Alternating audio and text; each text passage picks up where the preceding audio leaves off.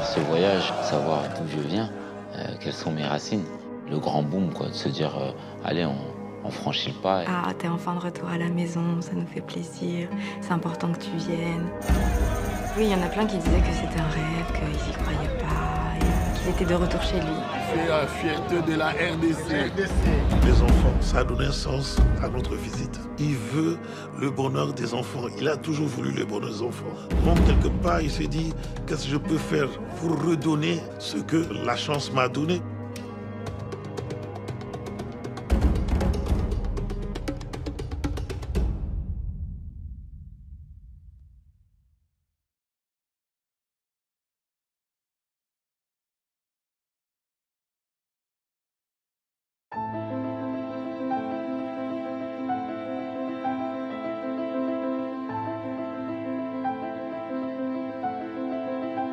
Nous observons le monde pour le comprendre et pour pouvoir y évoluer. L'intelligence nous a permis de forger les outils pour comprendre l'infiniment petit et l'infiniment grand. Depuis plus d'un siècle, psychologues, biologistes, généticiens et neuroscientifiques la dissèquent, l'analysent, la mesurent. Nous avons inventé les ordinateurs, marché sur la Lune. Mais contrairement à ce que nous pourrions croire, notre intelligence individuelle n'augmenterait pas. Aujourd'hui, la science explore les différentes facettes de notre intelligence. Mais les scientifiques savent-ils vraiment ce qu'est l'intelligence ?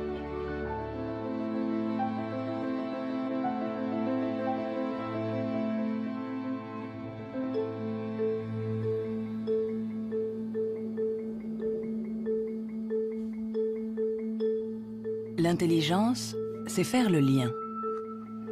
Assembler différents éléments pour trouver une solution. Pour la comprendre, il faut réussir à la fractionner, en isoler toutes les composantes. Les chercheurs se sont donc penchés sur ces différentes facettes.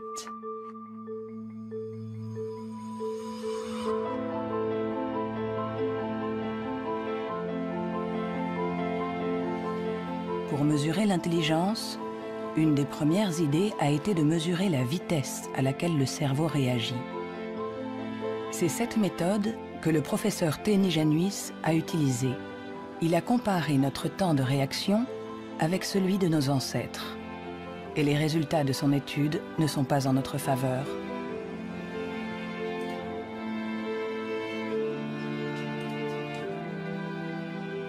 Pour mesurer le temps de réaction, on présente à un sujet une lumière sur un écran et il doit dire, en appuyant le plus vite possible sur un bouton, si elle apparaît à droite ou à gauche. Ce n'est donc pas un réflexe, mais une information simple que notre cerveau doit traiter. Ces études sur le temps de réaction sont très anciennes. Plusieurs d'entre elles ont été faites entre 1860 et 1880 en Grande-Bretagne par Francis Galton, le cousin de Charles Darwin. Il a testé plusieurs milliers de personnes qui étaient représentatives de la population de l'époque. Les gens avaient alors un temps de réaction très rapide. Nous avons donc cherché des études comparables qui auraient été faites durant les 120 dernières années. Et nous en avons trouvé une quinzaine. En les comparant, nous avons pu montrer que durant les 150 dernières années, les gens sont devenus de plus en plus lents.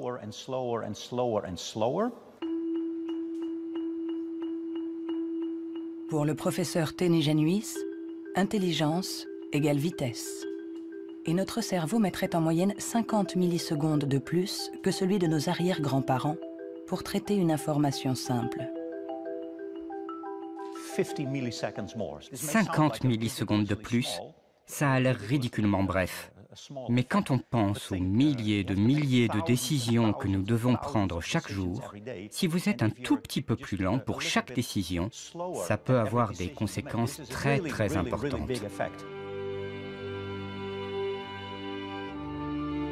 Le professeur Théni Januis est convaincu que nous sommes moins intelligents qu'au XIXe siècle.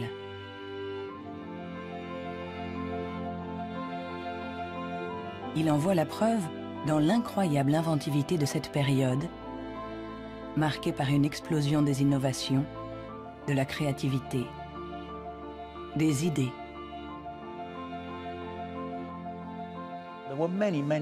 Il y a eu énormément de fantastiques innovations au XIXe siècle. Des études ont montré que le nombre d'inventions par habitant était 4 fois plus important qu'aujourd'hui. Le professeur Ténégenuis pense que notre intelligence est en panne. Elle décline depuis au moins 150 ans. Mais au XIXe siècle, Sir Francis Galton pensait déjà que les Anglais étaient bien moins intelligents que les Grecs de l'Antiquité, qui ne manquaient pas d'esprit brillant. Alors, qu'en est-il des prédécesseurs des Grecs, les hommes préhistoriques? Eh bien, il est extrêmement difficile de mesurer leur intelligence. Pourtant, à l'Institut Max Planck de Leipzig, on essaye de répondre à cette question en reconstituant le cerveau de nos ancêtres de la préhistoire.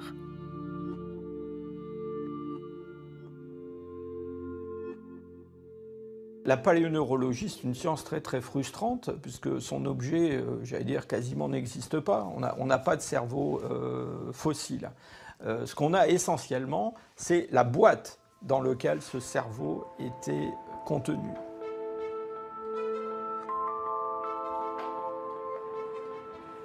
En comparant notre cerveau avec celui des hommes préhistoriques, les scientifiques se sont aperçus qu'il y avait des différences. Des différences de forme, mais aussi des différences de taille. Certains hommes préhistoriques avaient un cerveau plus grand que le nôtre. Quand on sait que tout ce que nous sommes, tout ce que nous pensons, nos souvenirs, notre personnalité, nos émotions, notre langage, tout dépend essentiellement de cet organe, alors est-ce que l'intelligence est directement liée à la taille? Il serait naïf de penser que il n'y a pas de lien entre la taille du cerveau et la complexité des comportements, entre guillemets, l'intelligence. On le voit dans le monde animal, hein, les animaux qui sont les plus intelligents, en particulier les cétacés, certaines formes de dauphins par exemple, sont des formes qui, dans le monde animal, ont de très grands cerveaux, un grand nombre de neurones. On retrouve chez eux quelque chose qui rappelle ce qu'on trouve chez les primates, les grands primates, et chez l'homme. L'évolution a fait croître la taille de notre cerveau pendant 2 millions d'années, pour atteindre son maximum il y a 15 000 ans environ.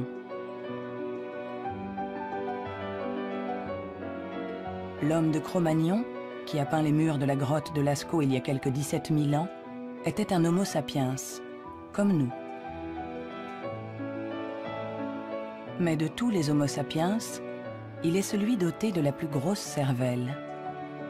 En effet, la taille de notre cerveau aurait diminué par rapport à celui de notre ancêtre. Et pour certains chercheurs, nous serions moins intelligents que lui.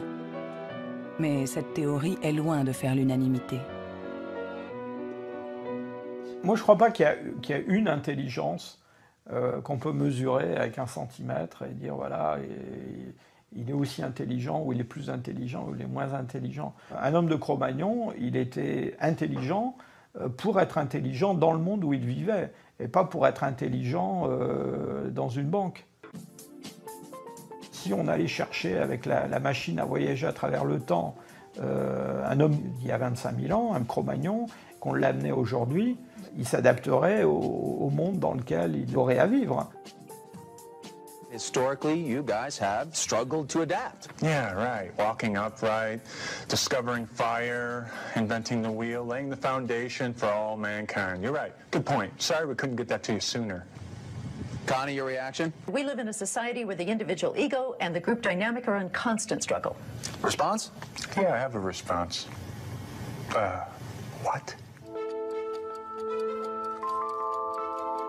Plus intelligent? Moins intelligent? Dès qu'on essaye de mesurer l'intelligence, tout se complique. Et pourtant, nous l'évaluons sans cesse. Dans les universités du monde entier, on enseigne ce qu'est l'intelligence. Et chacun d'entre nous, sans être un spécialiste, la mesure tous les jours. Vous mesurez l'intelligence. Si vous êtes célibataire, que vous allez dans un bar et que vous rencontrez quelqu'un, la chose la plus importante après le physique, c'est l'intelligence.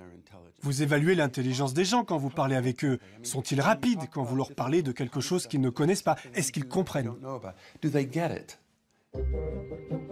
Mesurer l'intelligence en analysant les réponses, en évaluant la pertinence des actions, en comparant les individus. Une méthode qui a donné naissance au seul outil dont nous disposons pour évaluer l'intelligence, le quotient intellectuel, ou QI, inventé par Alfred Binet au début du XXe siècle. Alfred Binet était assez critique vis-à-vis des aliénistes, les psychiatres de l'époque, qui faisaient des diagnostics pour juger du retard intellectuel avec des grandes catégories.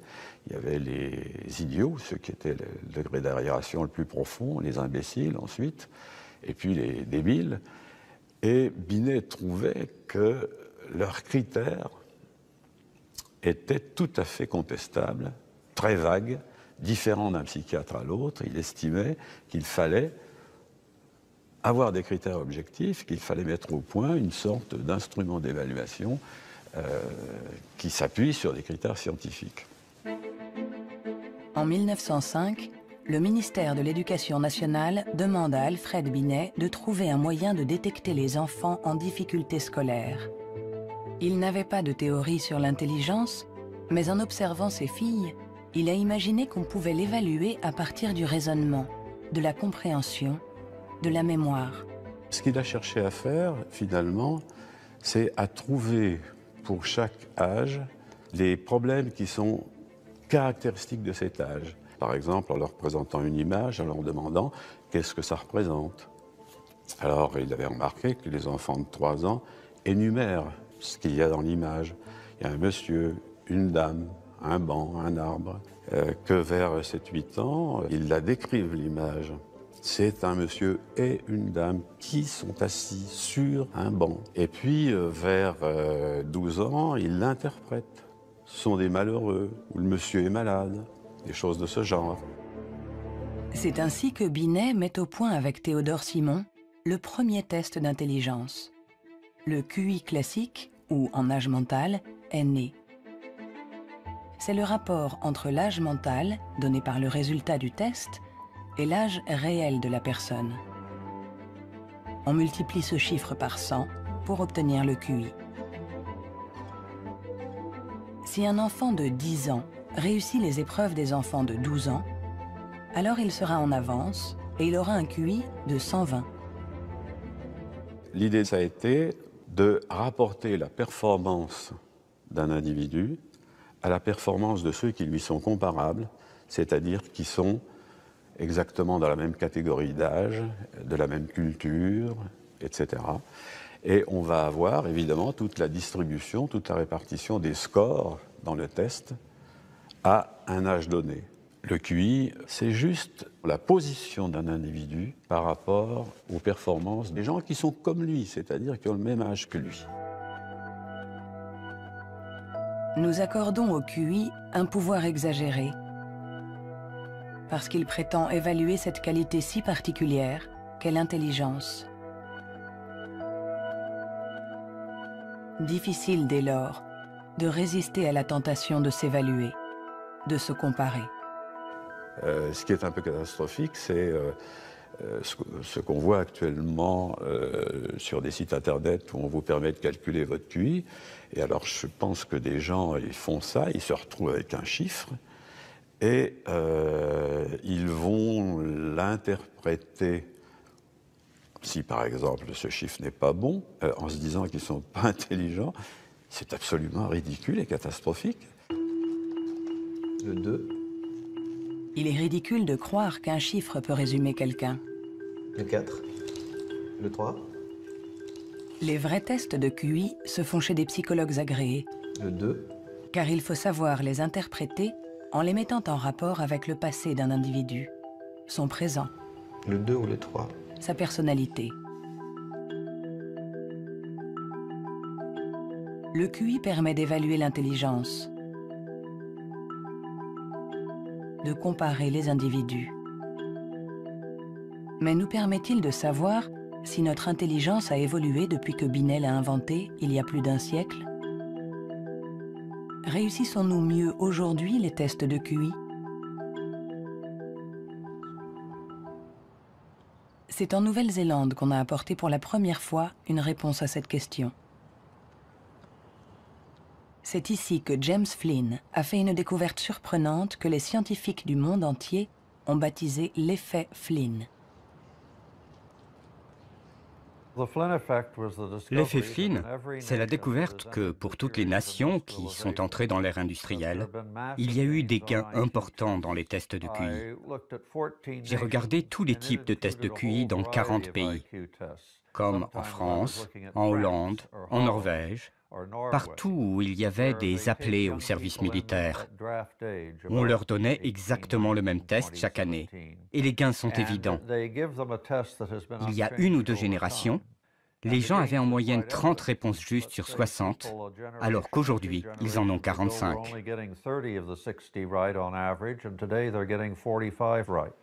Après avoir passé au crible des dizaines et des dizaines d'études, James Flynn a montré que depuis plus de 60 ans, nous réussissons mieux les tests de QI. Est-ce que cela signifie que nous serions devenus plus intelligents que nos grands-parents?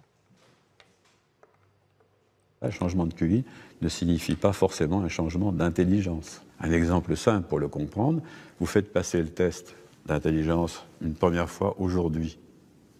Vous le redonnez au même sujet demain. Il y a un effet d'apprentissage, il va réussir un peu mieux, il va avoir des scores un peu meilleurs. Ça ne veut pas dire qu'il est devenu plus intelligent, ça veut juste dire qu'il est un peu plus familier avec la façon de passer le test. L'augmentation du QI est due en grande partie à l'environnement. Une meilleure nourriture, une meilleure éducation. Notre QI augmenterait de 2 à 3 points par année d'école supplémentaire et la durée de scolarisation est passée en moyenne de 6 ans au début du XXe siècle à 11 ans aujourd'hui dans les pays industrialisés. Tous ces effets se sont additionnés et ont fait augmenter les scores de QI. Quand vous passez un test aujourd'hui, vous y êtes préparé dans la mesure où toute une série de facteurs vous ont donné la capacité d'utiliser votre logique de manière abstraite. C'est pour ça que vous pouvez regarder une suite de nombres et deviner le suivant.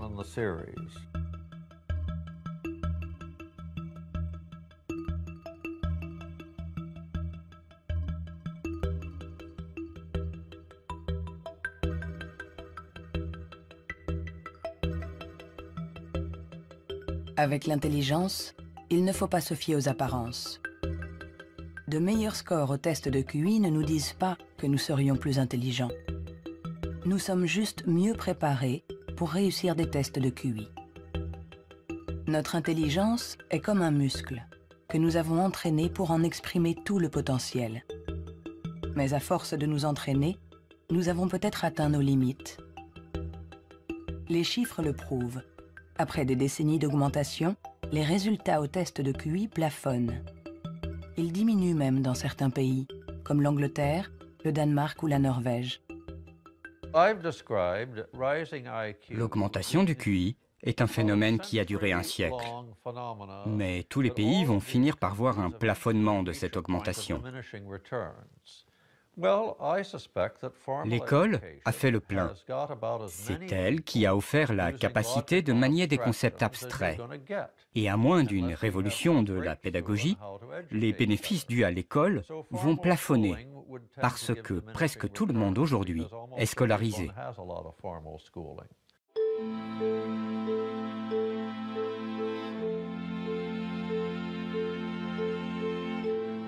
Un QI qui stagne. Des cerveaux plus lents, plus petits. Où en est notre intelligence? Les premiers outils permettant d'évaluer l'intelligence ont été inventés il y a plus d'un siècle. On s'inspire toujours des théories imaginées par Sir Francis Galton et Alfred Binet. Mais aujourd'hui, nous pouvons aller plus loin. Plutôt que de mesurer ce que l'intelligence produit, intéressons-nous à l'organe qui produit l'intelligence,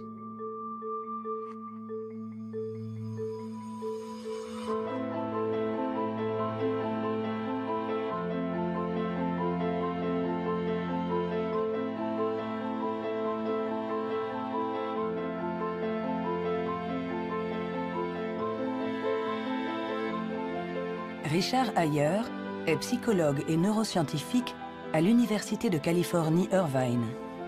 Depuis plus de 30 ans, il essaie de savoir à quoi ressemble un cerveau intelligent. Grâce aux progrès faits par l'imagerie cérébrale ces dernières années, il cherche, avec son collègue le professeur Rex Jung, où, dans le cerveau, se niche l'intelligence.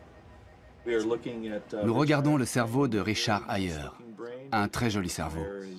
Le docteur Ayer est une personne brillante, intelligente, et nous voyons toutes les régions qui sont le support de son intelligence.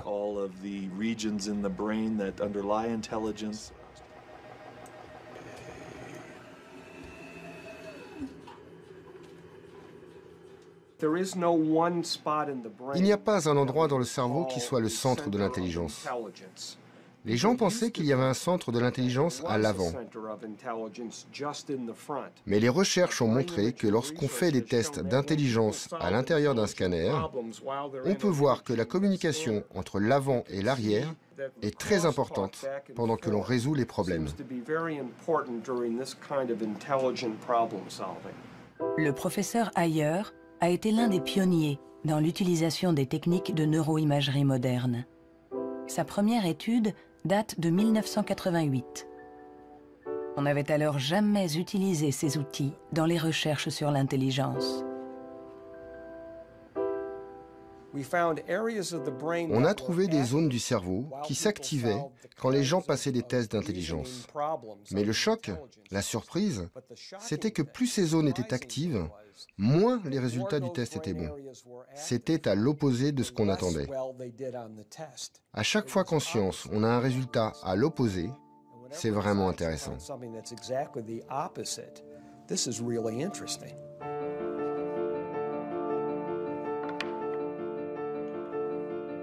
Un cerveau intelligent n'est pas un cerveau qui fonctionne plus, mais au contraire, un cerveau qui fonctionne moins.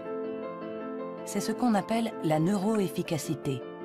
Être intelligent, c'est résoudre un problème en faisant un minimum d'efforts.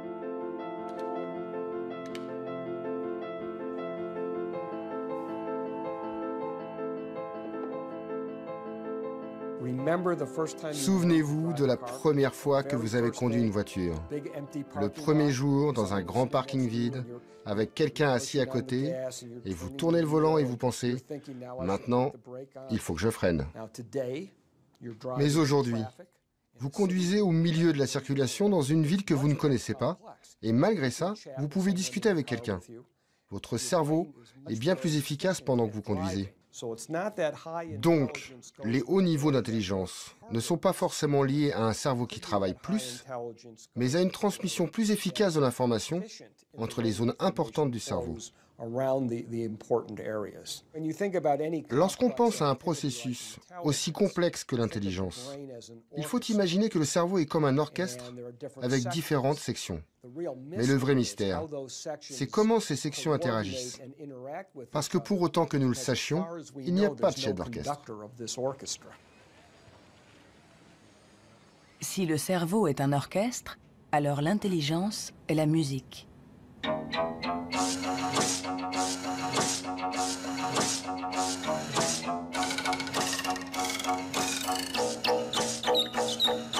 Nous commençons à déchiffrer la partition, mais nous ne savons toujours pas comment les musiciens parviennent à jouer ensemble.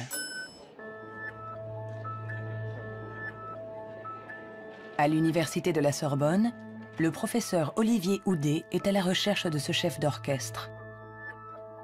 Pour le trouver, il mesure l'activité électrique du cerveau pendant que des enfants résolvent des problèmes. Ce qui l'intéresse, c'est ce qu'il appelle les bugs de l'intelligence.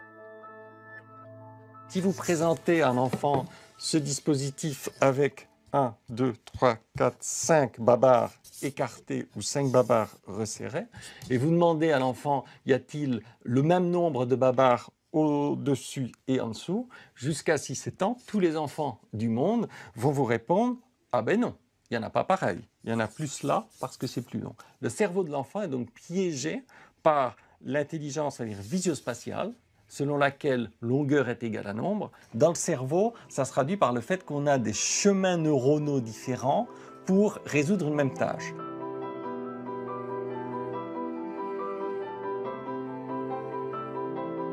compter ou mesurer.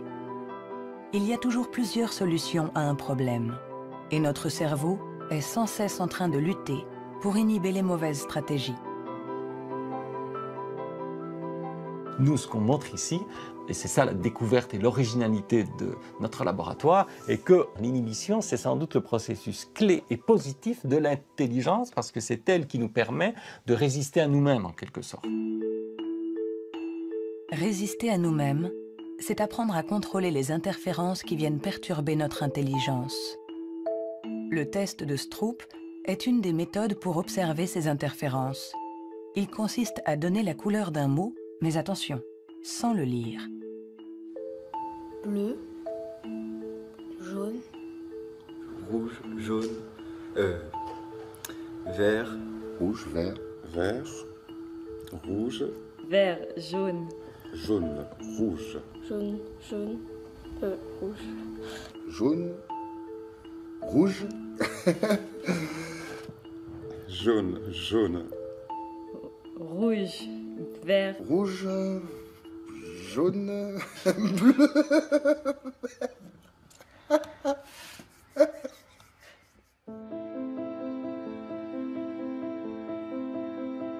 Pour résoudre un problème, nous sollicitons différentes régions du cerveau reliées entre elles, mais qui sont parfois en compétition. Mais comment ces différentes zones communiquent-elles? C'est ce à quoi s'intéresse le professeur Douglas Fields à l'Institut national de la santé de Washington.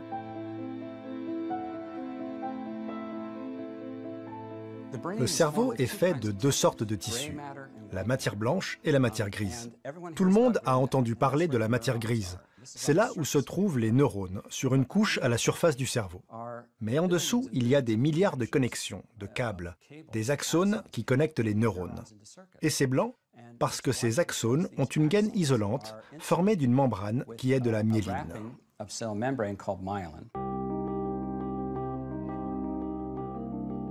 La myéline entoure les axones, permettant aux informations de circuler de manière rapide et efficace dans le cerveau.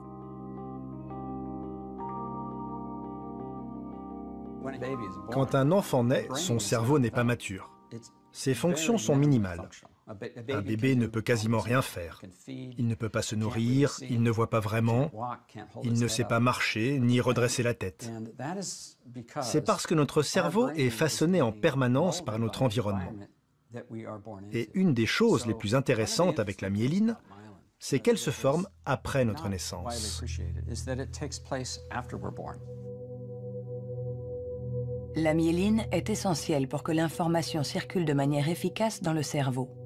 Elle est donc essentielle pour notre intelligence. Mais aujourd'hui, la formation de la myéline est perturbée. Barbara Demnex, endocrinologue au Muséum d'histoire naturelle de Paris, a montré comment notre intelligence est menacée par un des fléaux majeurs du XXIe siècle, la pollution. Quel que soit l'endroit où vous vivez dans le monde, vous allez être exposé à des centaines de produits chimiques qui vont interférer avec l'hormone thyroïdienne. Cette hormone est produite par la glande thyroïde qui se trouve à la base du cou chez l'homme. Elle est nécessaire au développement du cerveau depuis les premières étapes du développement du fœtus jusqu'à un âge plus avancé, comme le mien, pour assurer le maintien de fonctions, comme la myélinisation. L'Autorité européenne de sécurité des aliments a analysé 297 pesticides. Plus d'une centaine d'entre eux perturbent le fonctionnement de l'hormone thyroïdienne. Tout comme le bisphénol A, les PCB, les retardateurs de flamme. Des produits chimiques avec lesquels nous sommes en contact tous les jours. L'équipe de Barbara Demnex a montré qu'ils ont la particularité de bloquer les récepteurs spécifiques de l'hormone thyroïdienne sur chacune des cellules de notre cerveau. Et les effets sont considérables. Ce sont des preuves solides. On a regardé, les scientifiques ont regardé, les niveaux d'exposition chez les femmes qui ont des enfants. On a comparé différents niveaux d'exposition et on a vu que les niveaux les plus élevés étaient associés à une perte de 5 à 6 points de QI chez leurs enfants. C'est vrai que la plupart d'entre nous ne voient pas la différence, mais il est évident que 5 points de QI en moins peuvent faire une grande différence pour votre réussite scolaire ou votre réussite dans la vie. Et le simple fait de le savoir est vraiment troublant pour les parents.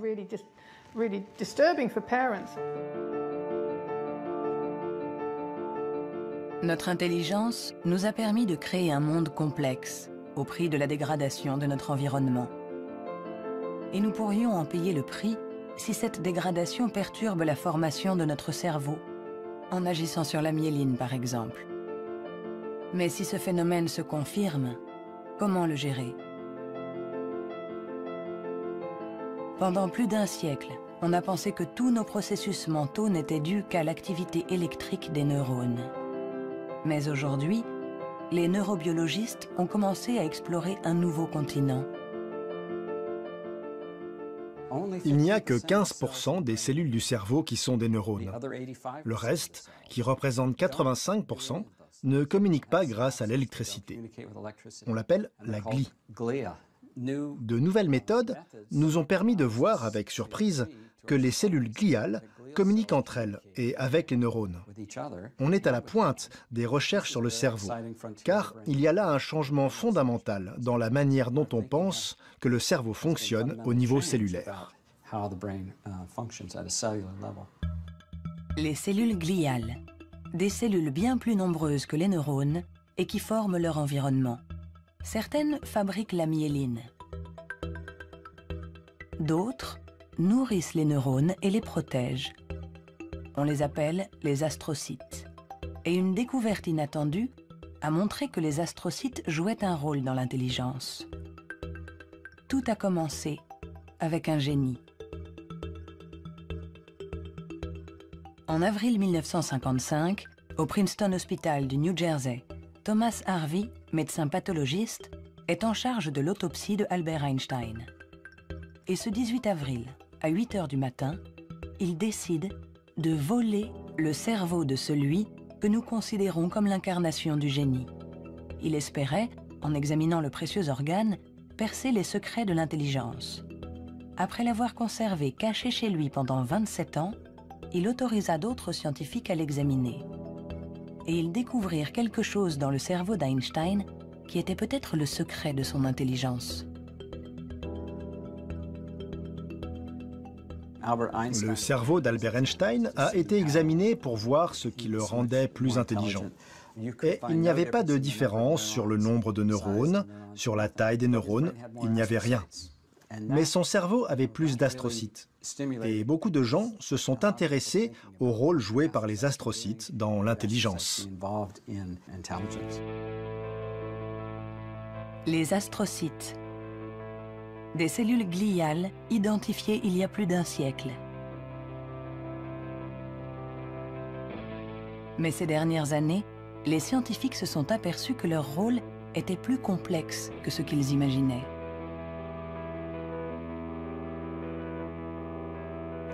Les astrocytes servent à beaucoup de choses. Ils contrôlent les synapses, ils contrôlent le flux sanguin dans le cerveau, ils nourrissent les neurones, ils réagissent aux blessures. Toutes ces choses étaient considérées comme des tâches ménagères faites par les astrocytes dans le cerveau. Et plein de gens ne les prenaient pas au sérieux. Jusqu'à ce qu'on réalise que ces tâches ménagères font que l'astrocyte contrôle le neurone. Un astrocyte humain contrôle des centaines de neurones, bien plus que ce que peut faire un astrocyte de souris par exemple. En se basant sur cette observation, une équipe de l'Université de Rochester a mis au point une expérience fascinante. Pour mieux comprendre l'intelligence humaine, ils ont décidé de lui faire franchir la barrière des espèces. Ils ont greffé des astrocytes humains dans le cerveau de souris.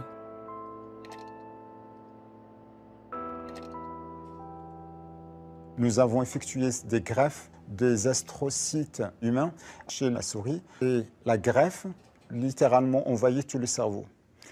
Quand on regarde, par exemple, à l'âge de 1 mois après la greffe, on voit que la greffe est très discrète à l'endroit presque où on a greffé les cellules. Si on revient 1 an plus tard, tout le cerveau devient greffé On remplace littéralement toutes les cellules par les cellules humaines. On s'est rendu compte que ces souris sont plus aptes à avoir une meilleure mémoire et un meilleur apprentissage que les souris non greffées. Pour tester les capacités de ces souris au cerveau modifié, les chercheurs les ont placées dans un labyrinthe. Résultat, les souris greffées trouvent la sortie 2 fois plus vite que les souris non greffées. Cette expérience ne laisse plus la place au doute. Les astrocytes contribuent à favoriser la mémoire et l'apprentissage. Ils jouent un rôle clé dans notre intelligence.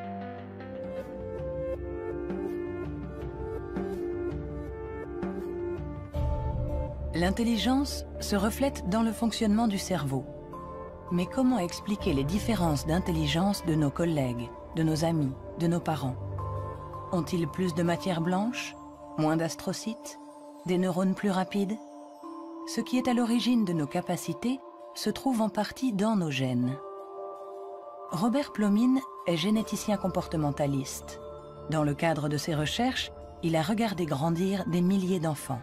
Grâce à eux, il espère pouvoir trouver les gènes qui influent sur l'intelligence.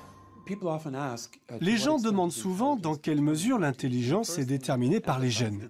Mais tout d'abord, il faut insister sur le fait que le mot « déterminé » n'est sans doute pas le bon. On devrait dire « influencé ». C'est comme pour la taille, elle est liée aux gènes, mais pas déterminée par eux. Si vous êtes grand, il est probable que vos enfants seront plus grands que la moyenne. Mais s'ils sont mal nourris ou s'ils sont malades, ils seront peut-être plus petits. Ce n'est pas déterminé, c'est influencé. Pour l'expliquer différemment, les gènes nous donnent un potentiel et l'environnement permet de l'exprimer.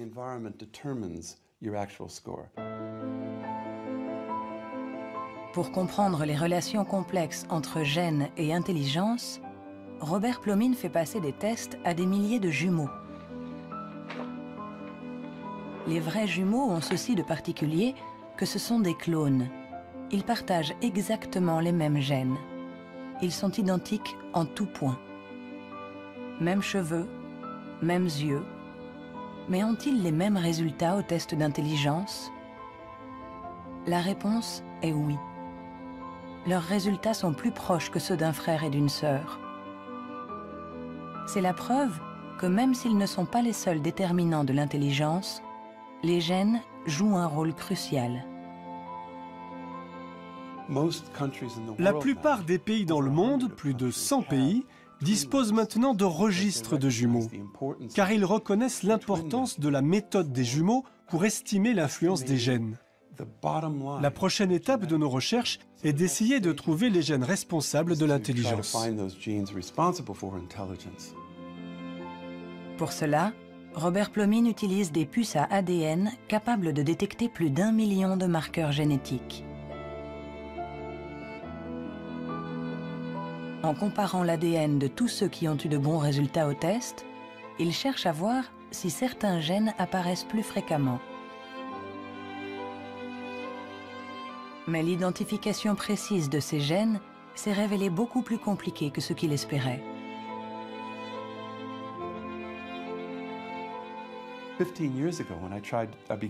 Il y a 15 ans, quand j'ai commencé à essayer de trouver les gènes de l'intelligence, personne n'imaginait que ce serait aussi difficile.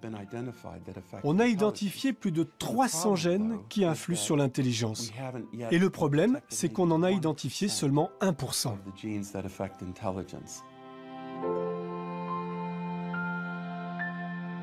L'intelligence est influencée par l'interaction de plusieurs milliers de gènes.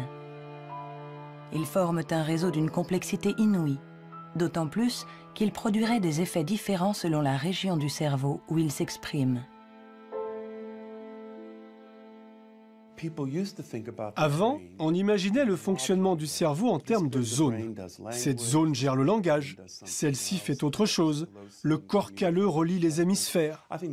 Beaucoup de gens aujourd'hui ont réalisé que c'était une fiction, que le cerveau agissait de manière plus globale.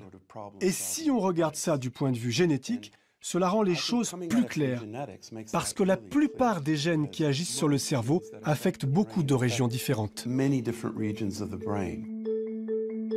Nous avançons pas à pas dans la compréhension de notre intelligence. Les scientifiques affinent les outils pour la mesurer. Mais la question qui se pose est l'usage que nous en ferons.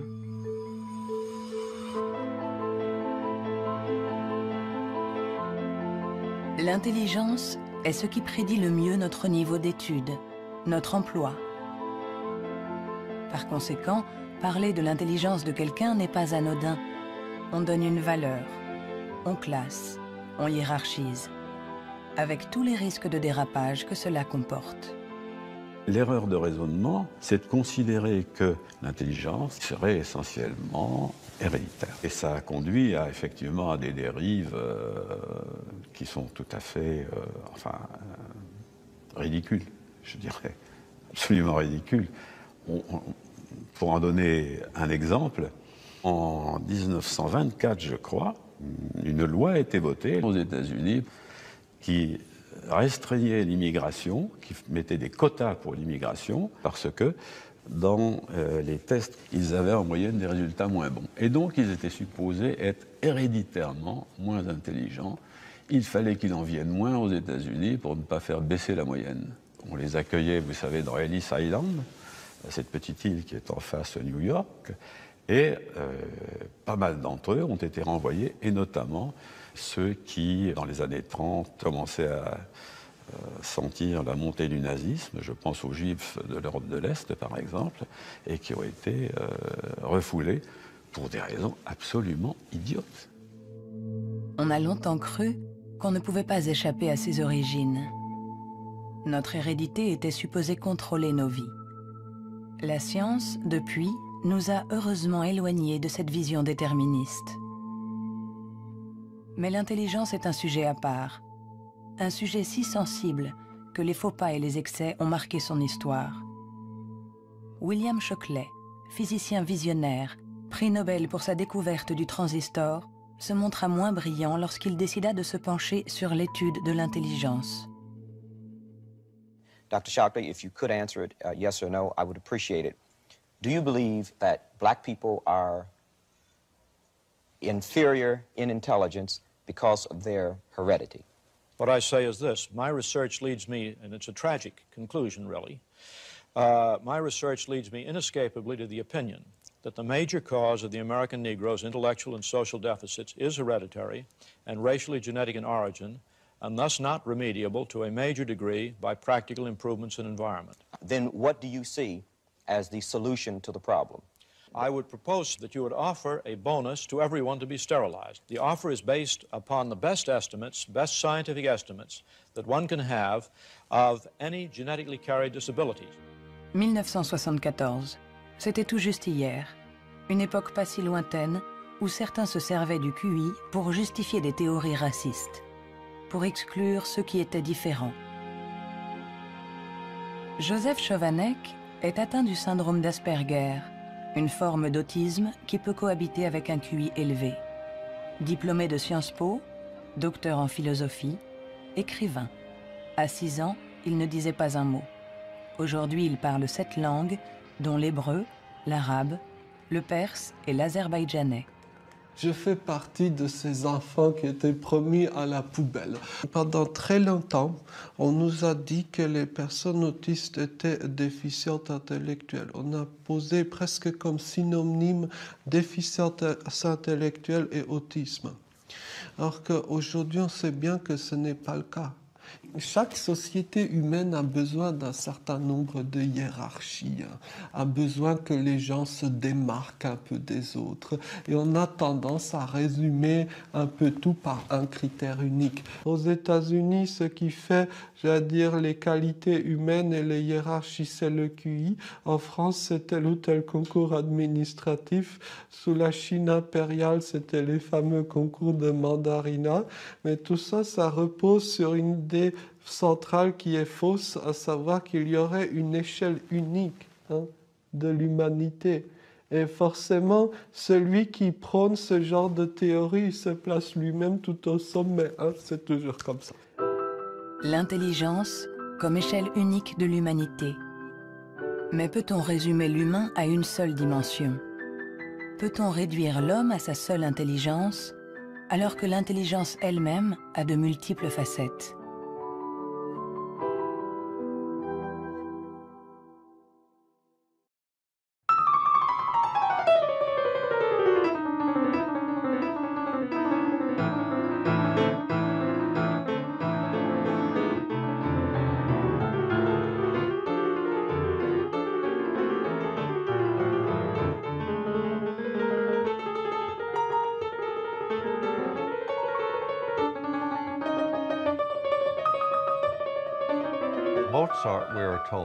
Mozart, dit-on, pouvait avoir à l'esprit une symphonie en entier.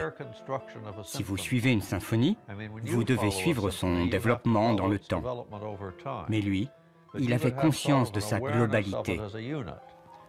C'est un peu le même niveau de complexité que pour un mathématicien qui pense à 7 ou 8 formules et voit toutes les connexions possibles entre elles.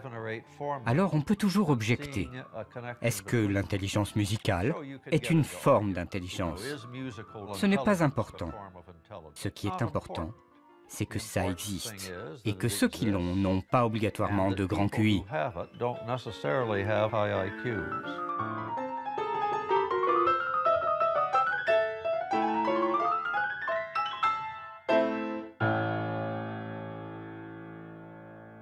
Il y a eu toujours une résistance à considérer qu'il y avait des formes d'intelligence différentes et une espèce de propension à vouloir déterminer un QI général, ce qui voudrait dire qu'on a une intelligence unidimensionnelle, voilà, et vous êtes plus ou moins haut sur cette dimension. Et la conception contradictoire, c'est qu'il y a plusieurs formes d'intelligence et en réalité, vous pouvez être assez haut sur une des dimensions de l'intelligence, sur un de ces aspects, et puis assez bas sur un autre. Le débat est aussi ancien que les premières études sur l'intelligence. En effet, les scientifiques se sont aperçus que quelle que soit la méthode utilisée, ils n'arrivaient pas à évaluer l'intelligence avec une échelle unique.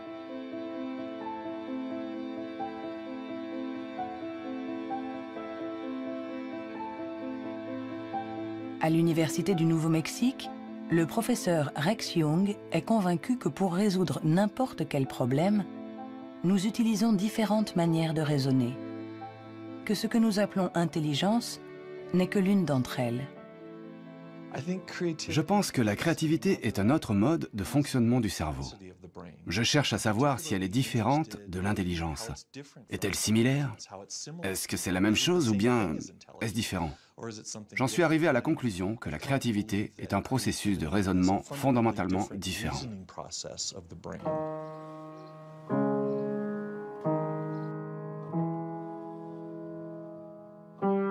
Déchiffrer une partition, c'est être intelligent en utilisant nos connaissances.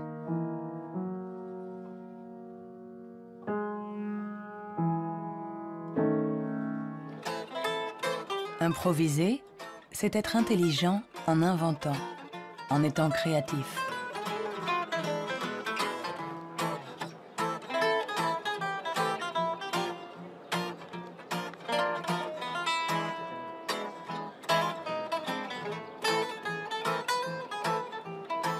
Un musicien peut être à la fois intelligent et créatif. Un sujet d'étude idéal.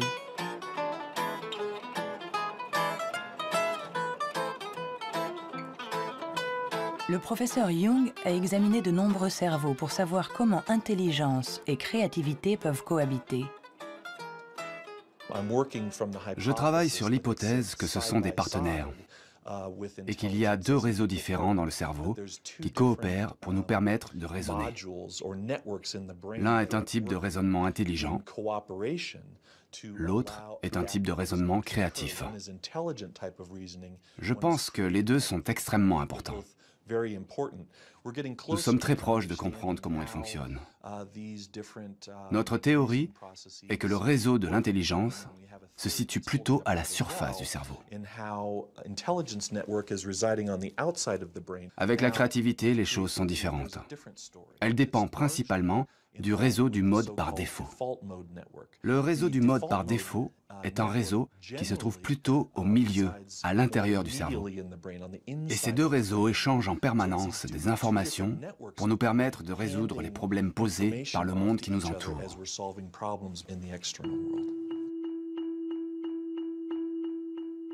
Nous avons tous expérimenté cette sensation d'une idée surgissant de nulle part avec la force de l'évidence.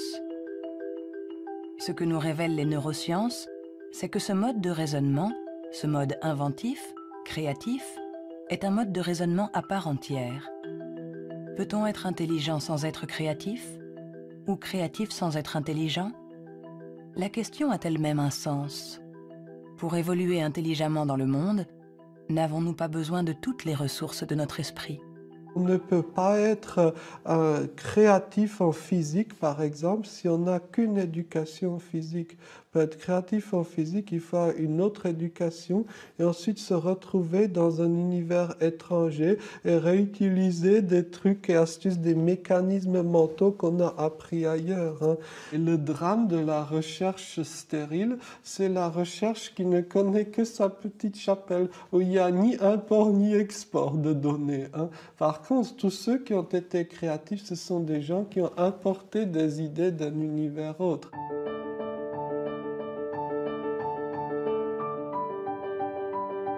Les liens se tissent, le tableau se dessine.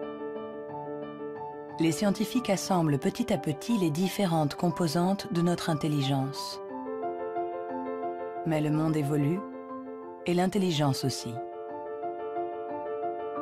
Notre cerveau est en permanente évolution. Il permet à notre intelligence de s'adapter aux problèmes que nous devons résoudre, aussi multiples et variés que nous pouvons l'être. Quand j'étais enfant, je savais que je ne fonctionnais pas comme les autres. Hein. J'avais cette conscience-là. Cela m'a donné à réfléchir, cela m'a amené à imaginer le monde pluriel. Imaginez le monde où il n'y a pas un seul axe, que ce soit de classement ou de valorisation, mais un grand nombre d'axes. Et je dis, la vraie intelligence du monde, n'est-ce pas de savoir réfléchir de façon plurielle, de savoir prendre en compte plusieurs grilles de compréhension du monde et non pas une seule. Le rôle de la science n'est peut-être pas de dire si nous sommes plus ou moins intelligents que nos voisins ou que nos ancêtres, mais de nous aider à comprendre comment notre cerveau fonctionne. On saura alors non seulement réparer notre intelligence, mais on saura aussi l'améliorer pour tisser des liens entre nous et la diversité de ce qui nous entoure.